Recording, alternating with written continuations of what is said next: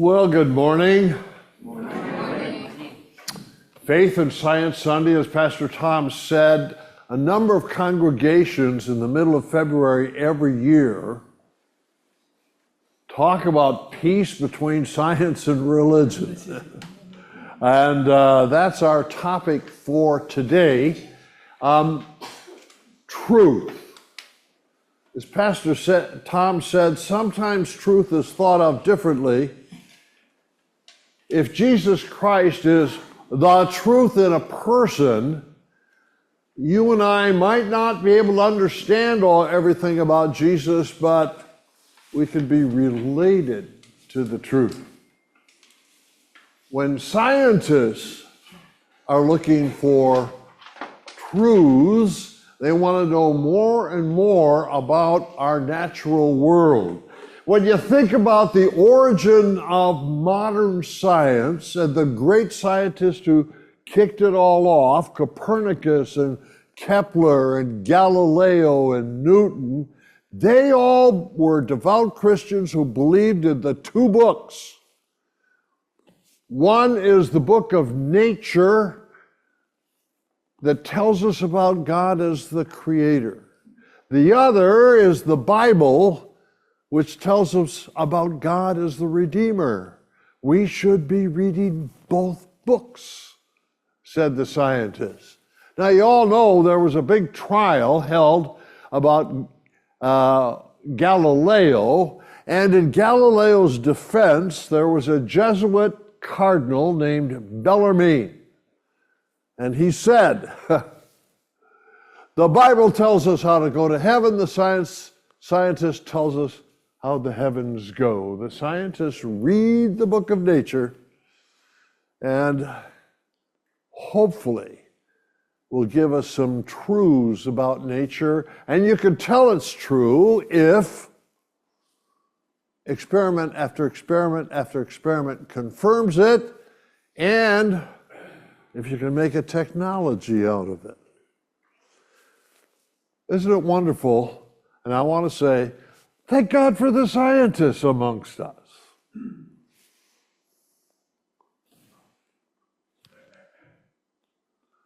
Okay, last Sunday, some of you were here and you heard Mike Clark,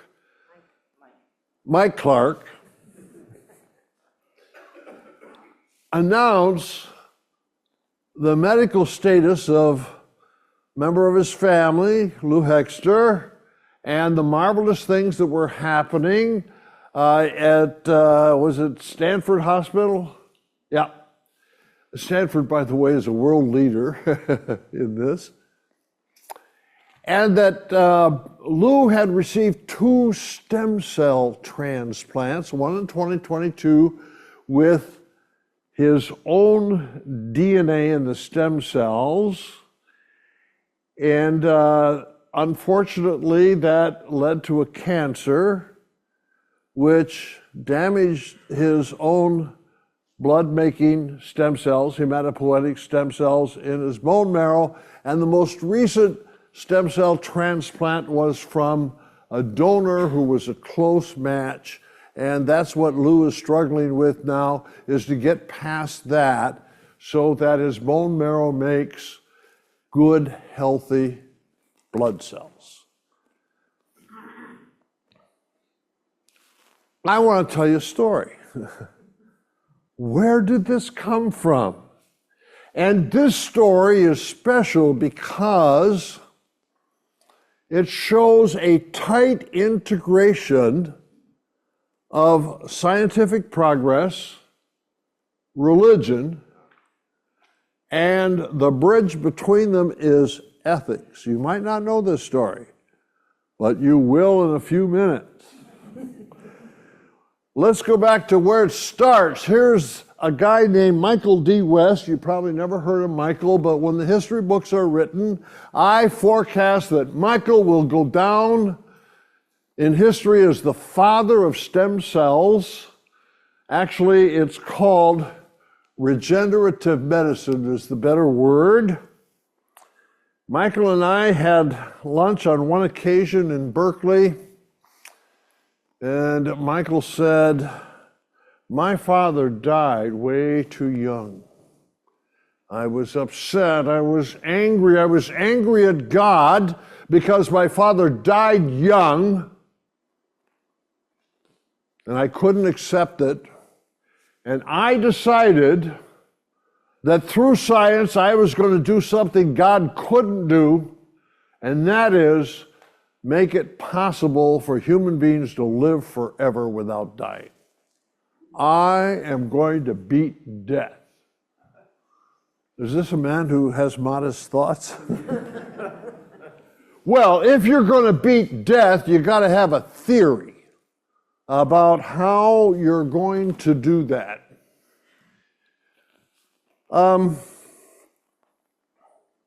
He started with the Bible. Isn't that interesting? He said, in the Bible, we have the story of Jesus with Nicodemus. And if you may remember, Nicodemus comes to Jesus, and they have a conversation. And in that conversation, Nicodemus says, how can someone be born when they're old? Surely they cannot enter a second time into their mother's womb and be born. The word for old there is geron. You familiar with that word? This is the Geron Corporation, which Michael founded in the year 1990 in Silicon Valley in a place called California. And he founded it with his theory. Are you ready? Fasten your seatbelt. Now, here is the telomerase theory of aging. As you probably know, in each cell of our body, we have 46 chromosomes. And every one of these chromosomes is like a chain of little chemicals called nucleotides.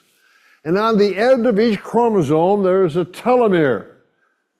Does anybody remember the days of shoelaces? All right? On the ends of the shoelaces, you have these little plastic aglets. And boy, I hated it in my tennis shoes when those aglets would break. How do you get those laces? Put the shoelace in your mouth and you tighten it up. All right. Now, these telomeres are a series of nucleotides. We have 4 nucleotides, A, C, G, and T, okay? And in this case, this sequence is TTA-GGG. Remember that. Well, there's a whole bunch of these sequences, and together they form the equivalent of an aglet on each one of our chromosomes. Every time the cell divides, one of those telomeres, in that sequence, gets lost. And after about 50, 60, 70 cell divisions, they're all gone. The chromosome falls apart, and the genes just start floating around in the cytoplasm, and the cell is senescent. It can no longer divide. If it can no longer divide, you and I get senescent. It's called death. Michael says, suppose we lengthen those telomeres so you could live longer. Or even better yet, have telomeres that do not get shortened at cell division. Then you could create an immortal cell and you could live forever. How do you like that for a scientist with big ideas? Now the question is it true or not? Is the theory true? And then, if it is true, could we make a technology?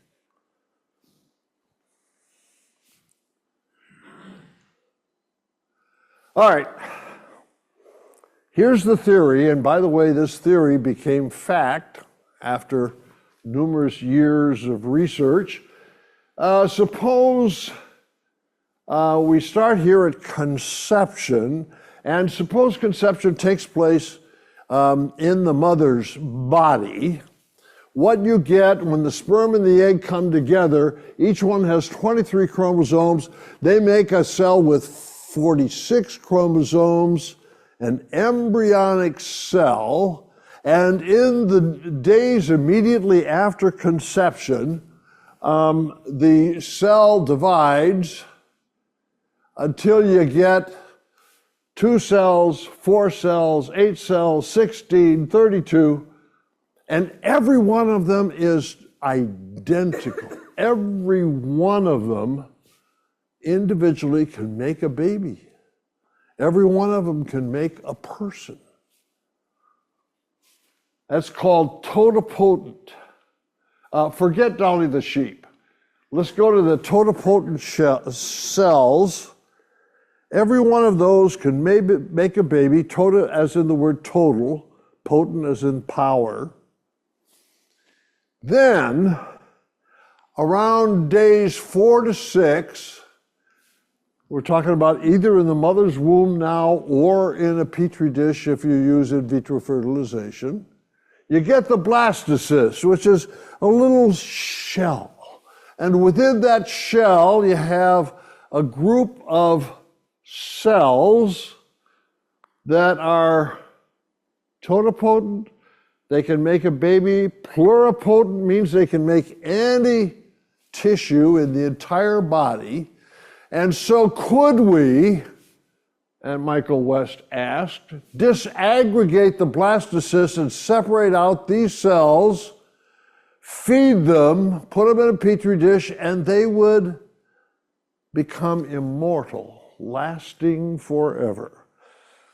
August 1998, this was successful. 4 cell lines were created. They've gone all over the world. As far as I know, all of them are immortal right now.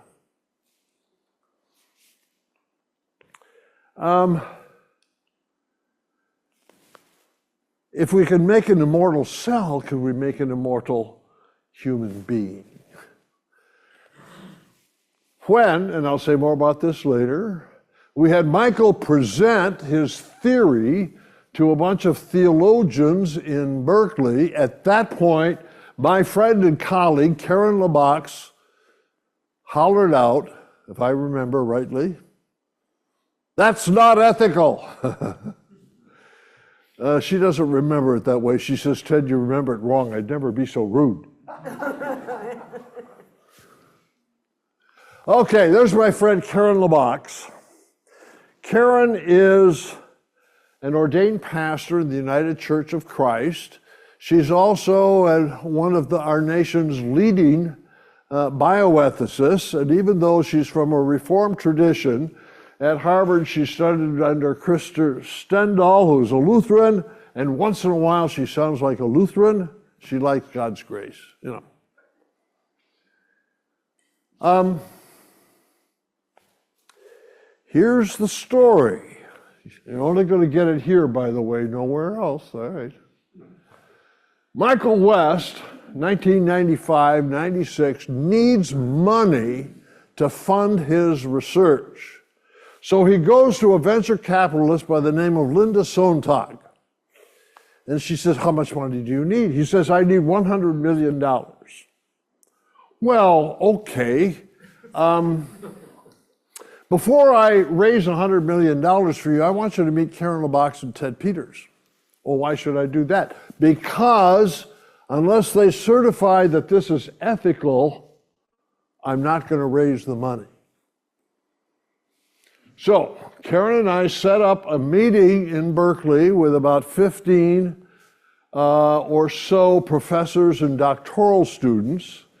Michael comes in to give his lecture, and Linda announces, unless Michael can persuade you that this is ethical, I will not raise his money for him. Whoa, okay, imagine you're Michael now, all right? Michael lays out his theory, and as I said, when we get to the disaggregation of the blastocyst, Karen says, "That's an ethical issue." one of the Roman Catholic professors came over to where Karen and I were sitting, shaking his head. He says, "I don't like this." The conversation went on, and we began to try to formulate what the ethical issues are here. Agreement was not coming easily. Linda Sontag said to Dr. West, "Because you did not pass the ethics test, I will not raise your money for you." 2 weeks later, Michael takes Karen and me out for lunch. There are two great Karens in my life, by the way. And he says, "Linda gave you a false impression." He says, "I have wanted an ethics advisory board from the beginning.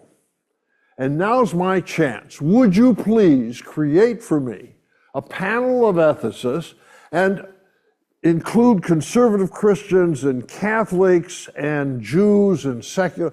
Could you create this panel for me?" And then, are you ready? He said, "I want you to come to the laboratory, evaluate the science, and you will have veto power over the research." Can you imagine that? All right, so Karen and I started to work, and then Michael dropped off the radar screen, disappeared. We found out later what happened. He went back to Geron Corporation. He says, "I've got this great idea. I'm going to formulate an ethics advisory board, and it's going to have veto power over the research." Can you imagine if you're on the board of Geron? No way, they said, is that going to happen. And Michael, you just blew $100 million because of your doggone ethics. Well, Michael packs his suitcase, moves to Boston, and starts another company called Advanced Cell Technology, creates his own ethics advisory board, very fine people, we knew them. And Karen and I thought, well, it's over. That ends it. 2 years later, oh, by the way, Geron then goes public and it raises its money from stocks. 2 years later, Geron contacts us. Could we establish the ethics advisory board that failed 2 years before? Sure. Well, what prompts this? "We are on the verge," said Geron, "of isolating pluripotent human embryonic stem cells. And we want the ethics in place before the public finds out that we have done this." So in July 1998, we assemble, and we're told by Geron we want to get working on the ethical principles that would surround this research. August of that year, one of their researchers, Jamie Thompson, University of Wisconsin-Madison, succeeds. And as I mentioned, he created 4 immortal stem cell lines, which to my knowledge are still producing stem cells everywhere in the world. We're told this information is embargoed for 3 more months. We don't want it to go public until we've got our ethics in order. Would you guys get to work? Well, we had to learn the science. I mean, we're not scientists. So, at any rate, so that's what was happening in the fall. We found ourselves divided. We couldn't produce our ethical principles until March of '99. Here's something else happened. The scientists at Geron told us that Michael West's theory, telomerase theory of aging, was wrong. Oh, he got right the telomerase cell division. He got that right. But they discovered there are other factors apart from telomerase that cause death. And they figured out that your and my body is designed, if everything is healthy, to live to the age of 120. If everything goes right, human life expectancy is 120 years. Then everything falls apart. Okay? So the mission of Geron changed. We will now no longer pursue immortality, rather, we will regenerate, hence the word regenerative medicine, your organs, your heart, your pancreas, etc., so that you can live a healthy life right up to 119 and a half and then die. So now stem cells are going to be used to regenerate specific organs. So now we need to add a little bit of theory again, theory that's actually fact with regard to stem cells. So here is the totipotent embryonic stem cell, which can make a baby and it can make every tissue in the body, all right? That eventually differentiates into three main subcategories, kind of like God and the Trinity, right? No, I didn't say that. So you have the endoderm, mesoderm, and ectoderm, and then those are called pluripotent stem cells. Then they give birth to multipotent stem cells, and those give birth to monopotent stem cells. And let's just take a look at the hematopoietic stem cells, which we find in the bone marrow, and they're the ones responsible for the healthy blood cells. 1 in every 300,000 blood cells in your bone marrow is a stem cell, and its job is to keep you healthy. I think, without knowing for sure, that that's what Lou Hexter got, was a hematopoietic blood stem cell. So note how it progresses from a universal stem cell down to more and more specificity until finally you get to the generation or regeneration of tissue. I don't know if Lou's going to live forever, but at least we hope that he will live for part of that. Oh, I pointed the wrong way here. All right, this is our Ethics Advisory Committee. As I mentioned, here's Karen LeBox. She became our chair. Lori Zoloth is a Jewish bioethicist. She eventually became dean at the University of Chicago. Al Johnson, Roman Catholic. He's actually the founder of Roman Catholic Bioethics.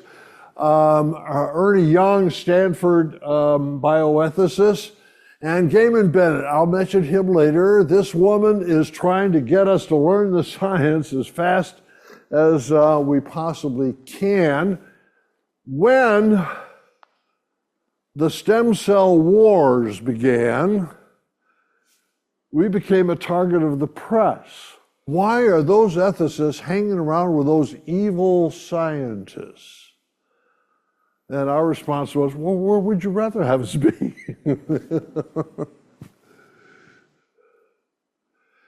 Stem cell wars. Oh yes, if you're old enough to remember, this was no little topic. Here is the common image. Science races off on its own. All those godless, immoral, amoral scientists, and the poor ethicists are always trying to catch up. I want to say, not this time. Not this time. The scientists, right from the beginning, wanted theological input and ethical input that surrounded the science even before the discoveries were being made. Not true. Next topic. Remember, the goal is now to use the power, regenerative power of stem cells in order to regenerate the tissue in various organs of the body so that you and I are healthier. Let's imagine Pastor Tom has an auto accident, and in this accident, his heart is damaged and the tissue is not functioning properly. Or suppose his family gives him so much stress, he has a heart attack. And his heart is not functioning properly, and we need to regenerate his heart tissue. So we take him in an ambulance, we rush him to Marin General Hospital, and we want to put some stem cells into his heart, and we asked Mr. and Mrs. Shirley, would you please create an embryo for us? You can do that, right? Yeah.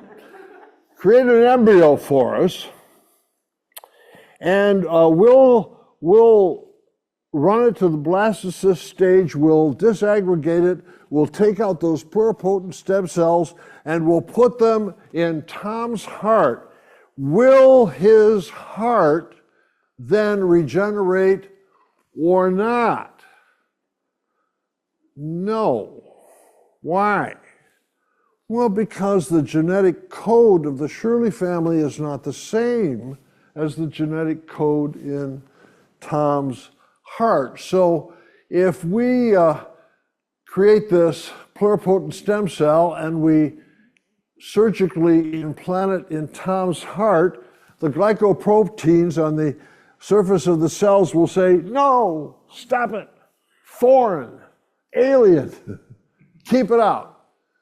So Tom's heart would reject that. How could we fool the immune system so that the heart will accept it? Well, here's what we do.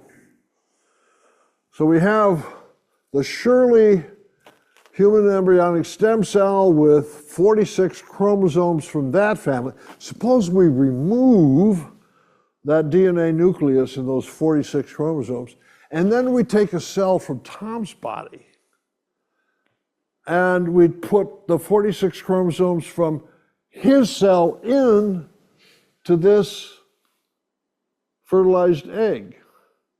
Then, when we send in the embryonic stem cell or the hematopoietic stem cell, the heart will say, welcome, welcome. We actually saw in the laboratory how they had successfully done this in Geron. We could actually see the heart tissue beating. Now, in Lou Hexler's case, if I understand it correctly, the first time he had a stem cell transplant, they used his own DNA, but because the cancer damaged the stem cells, the second time they found a match from another person whose DNA was close to but not identical to his. But let's talk about Pastor Tom's DNA.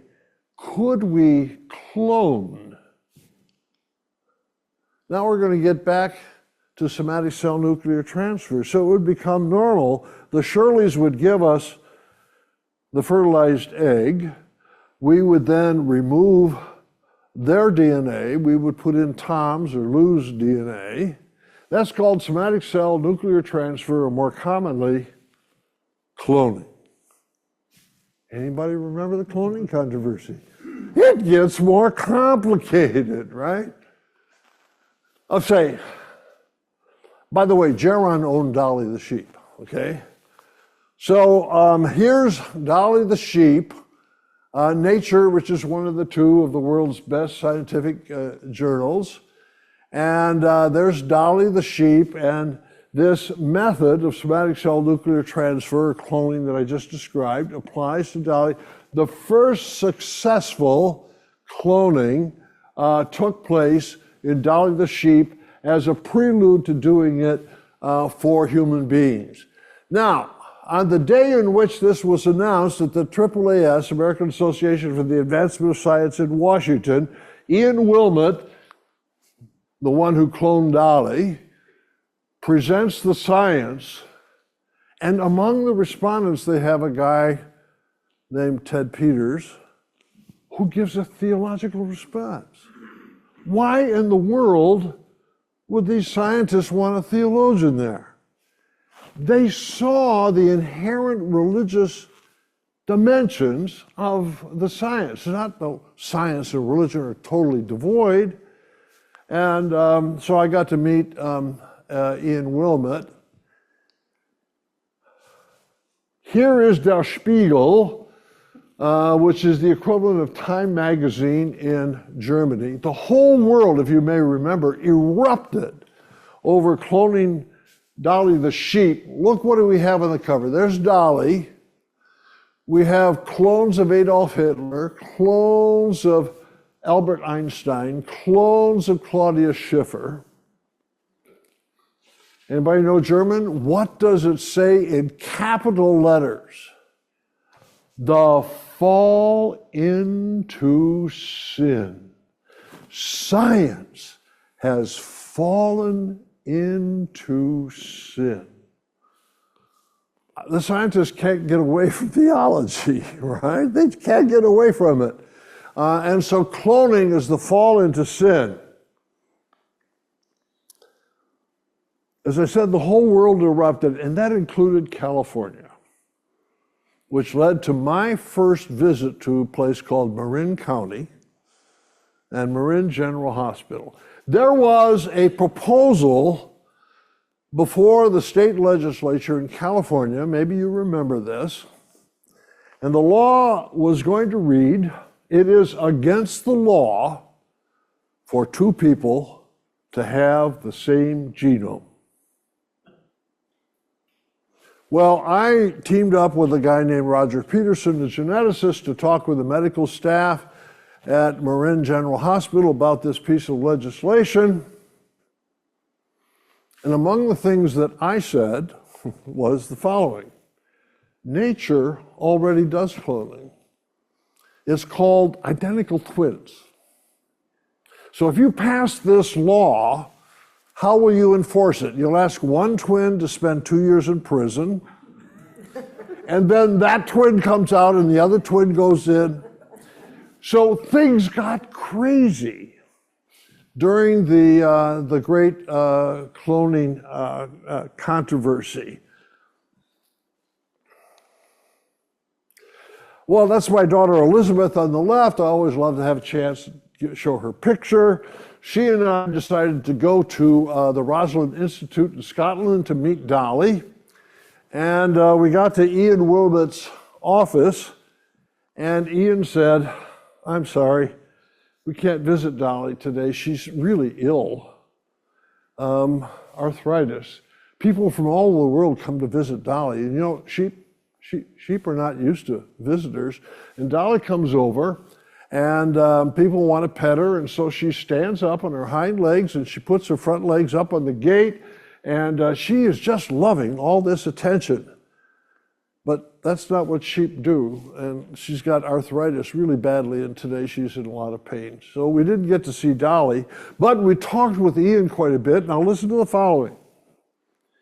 Before he succeeded in cloning Dolly the sheep, while the research was still going on, he convened an ethics advisory group made up from leaders in the Church of Scotland. Those are Presbyterians.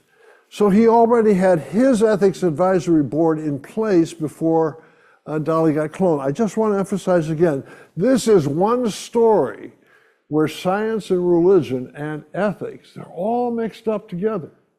And there's not anybody who says, you know, that they shouldn't be. Pope John Paul II got into the act. He said, no way.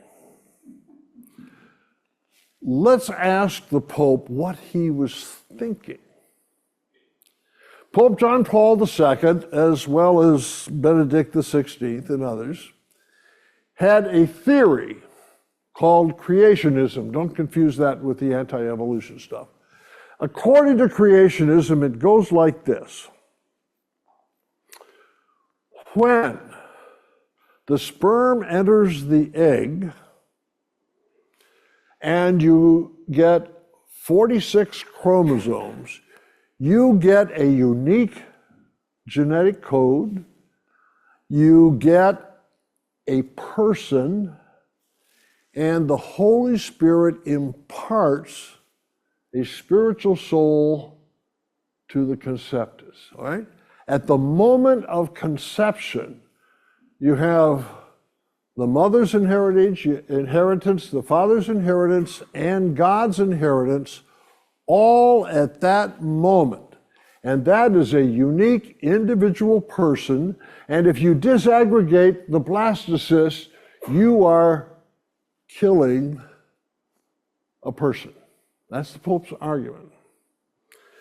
And the Pope was not mild about this. President George Bush, shortly after he was elected, went to Rome to visit the Pope, and after the niceties, the Pope said, "You tell those scientists in Silicon Valley to stop their stem cell research."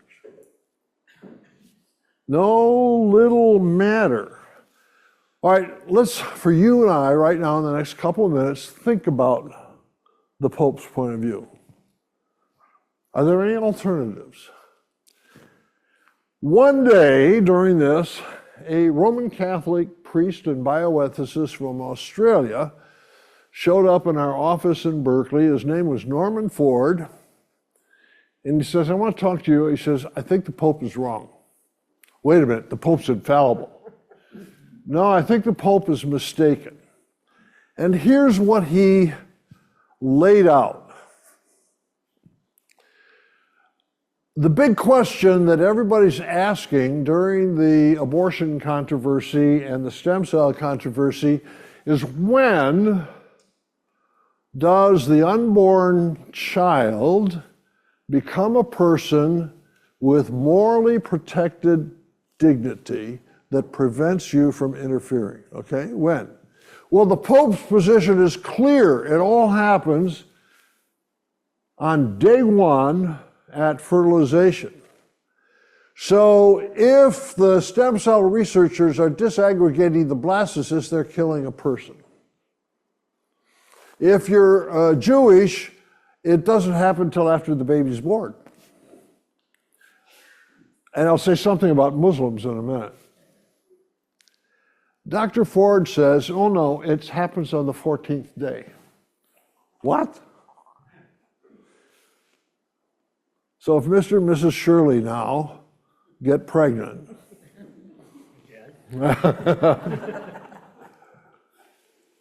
the early embryo floats around in her uterus, but between days 12, 13, and 14, it adheres to the uterine wall.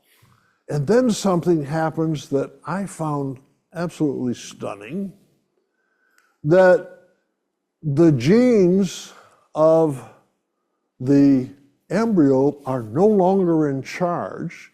The genes of the mother are in charge. And so the mother's genes now determine that we have an individual, and the process of individuation is going to continue. Prior to that, you could have twins, you could have quadruplets. If you ever have 3 children with the same genetic code, that meant that there was 4 and one of them died in the process, etc. You don't get an individual until the attachment to the mother's womb. You'll never get an individual in a petri dish. You'll only get it in the mother's body. It takes a relationship to make an individual. Ergo, said Dr. Ford, that there is no moral proscription against disaggregation of the blastocyst. Was Pope John Paul II convinced? No. I'm afraid he was not convinced. But I really like the argument. Is it a slam dunk? No, but it's a pretty good argument. Muslims, I did have a chance, the Muslims got all excited as well, and I met with the Islamic Organization for Medical Sciences a couple times in Cairo at the World Health Organization as they tried to formulate their ethical principles for research and hospitals. And it was interesting. They were clear, no reproductive cloning. I just want to mention Aida Akil. She is a geneticist in Riyadh, Saudi Arabia, and a very good theoretician. We corresponded after it was all over. No reproductive cloning, but could we do stem cell research? Yes. And they love the Roman Catholic argument. They love Pope John Paul II's argument. But for the Muslim, you don't get personhood on day one. No. Are you ready? Ensoulment happens on day 40, or what the Bible calls quickening, okay, for the boys, and day 120 for the girls. Where did they get that? Well, they got it from Aristotle, but obviously, and my friend, Dr. Akil here, she was a Muslim feminist. She didn't like that. Be that as it may, the conclusion on the part of the Muslim bioethicists was yes on stem cell research and therapy. California, anybody remember Prop 71? $3 billion Californians put up to do stem cell research here in California, giving out grants to researchers. Let me mention a couple things. Even though the Geron Corporation started this, and it was thought that, my gosh, regenerative medicine was going to cure everybody of everything, they ran into some problems. The same problem that Lou Hexter ran into, namely, if stem cells get out of control, they create cancer. So now you have to, on the one hand, turn on the stem cell division. On the other hand, you got to control it. And so this has been a big struggle that has slowed down the development of stem cell research. The potential is still there, but we're not there yet. California wanted to become a world leader in stem cell therapeutic research, so 2004, California invested $3 billion in this, and research really took off. If you go to their website now, you'll see these are the kinds of diseases that we in California want to cure through regenerative medicine.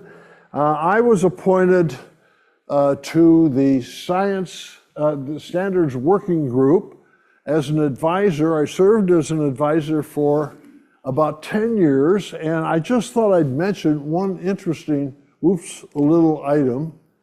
Remember I mentioned the 14-day rule a minute ago. Philosophers in England and some Roman Catholics thought this was really helpful, and so does the California Institute of Regenerative Medicine. So we easily passed a rule that said research scientists cannot do any research after day 12. And they chose day 12 because they wanted to be sure they caught it before differentiation and individuation occurs. So that right now is on the books. So this theological discussion indirectly led to at least one of the ethical principles in secular science. I don't know if you can recognize anybody in this picture. As I said, we set standards, ethical standards for scientists 10 years or so ago. I noticed that the director had done something that violated the standards. And at a meeting, I suggested that these standards were violated, that the director was unethical, and asked if they were going to have him arrested and put in jail. You know, I was never invited back after that. All right, I'm going to end now. Well, what is truth? Well, we as Christians know that we're related to the truth in God through Jesus Christ, even if we may not understand everything. Remember, God remains mysterious.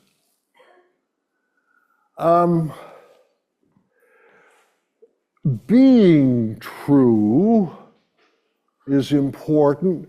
God is faithful and true, says the Old Testament.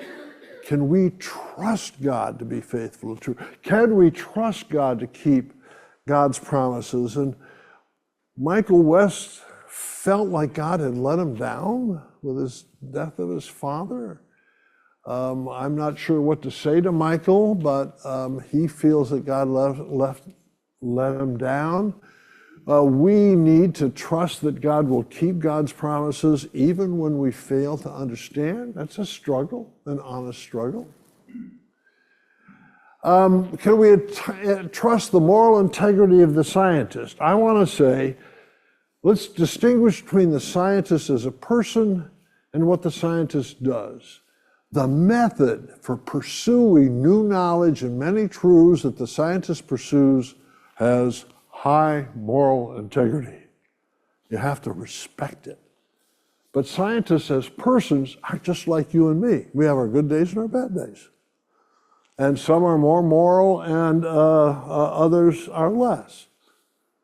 What about the funders? I thought this was amazing in the story I just told, that one venture capitalist said, I want ethics or I won't raise money.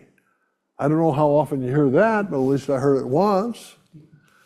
And the government, but I'll leave the question of government and truth go at this point. Finally, we don't want to trust our scientists to be perfect, but we want to trust that the things they confirm to be true are really valuable, really precious, and things for us to be grateful for. Finally, and I'm not trying to sell anything, but I want to mention this, that Michael West wrote a book called The Immortal Cell, in which he talks about the origins of stem cell research. And then I want to mention that I, along with Karen LaBox and Gaiman Bennett, put this book together shortly after the California Institute of Regenerative Medicine was established.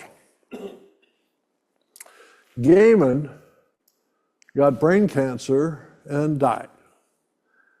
We wished that stem cell research could have progressed fast enough to provide that sort of tissue regeneration of the brain, and it didn't. So you can have hopes for scientific therapy, to be sure, and what scientifically founded therapy does is marvelous, but the war against death and disease, it's not over yet. Truth matters. Oh, by the way, this was AI generated.